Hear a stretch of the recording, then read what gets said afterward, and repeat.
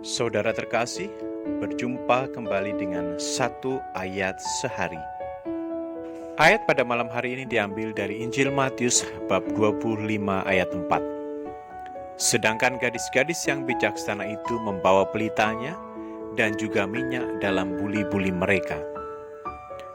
Saudara terkasih, dalam budaya Yahudi, menjelang perkawinan, mempelai laki-laki dan perempuan dipisahkan sehari sebelumnya. Mempelai laki-laki dan keluarganya akan datang ke suatu tempat, lalu ia berdiskusi dengan keluarga mempelai perempuan. Diskusi ini bisa cepat atau bisa lambat. Dan mereka berdiskusi tentang mas kawin, mahar, dan keperluan lain. Dan ini bisa berlangsung berjam-jam.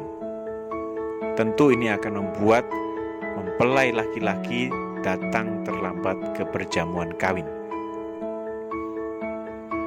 Karena semakin cantik, maka semakin mahal harganya. Juga jika apabila keluarga perempuan kedudukannya lebih tinggi dari keluarga laki-laki, pasti maharnya akan bertambah mahal. Dan tak kalah penting adalah iring-iringan untuk mengantar pengantin perempuan dari rumah ayahnya ke pengantin rumah laki-laki. Dan pada malam hari, pengantin laki-laki biasanya akan datang menjemput pengantin perempuan. Dan sepanjang perjalanan mereka akan disambut dengan iringan musik, mengajak semua orang yang mereka lewati untuk bergembira. Kisah 5 gadis bodoh dan 5 gadis bijaksana adalah cara terbaik untuk menjelaskan tentang pentingnya kita selalu berjaga-jaga. Karena pendamping mempelai perempuan tidak akan pernah tahu kapan persisnya diskusi keluarga akan selesai dan kapan persisnya pengantin laki-laki akan datang menjemput. Bisa jadi cepat atau bisa jadi lama.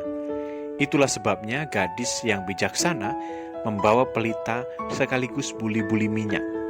Sedangkan 5 gadis bodoh lainnya hanya membawa pelita tanpa buli-buli minyak. Menunggu malam yang panjang sudah pasti membosankan dan membuat mereka tertidur. Sehingga minyak pelita pun akan habis. Dengan buli-buli berisi minyak, gadis yang pandai tidak akan khawatir bahwa pelita mereka akan padam. Ini berlaku sebaliknya dengan gadis-gadis yang bodoh. Mereka khawatir pelita mereka akan mati ketika pengantin laki-laki datang. Karena mereka tidak akan dikenali sebagai pendamping pengantin, apalagi diajak masuk ke dalam pesta.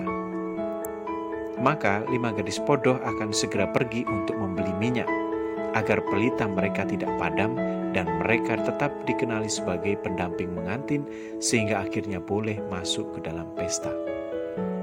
Pertanyaannya, kenapa 5 gadis pintar tidak berbagi buli-buli minyak kepada 5 gadis bodoh?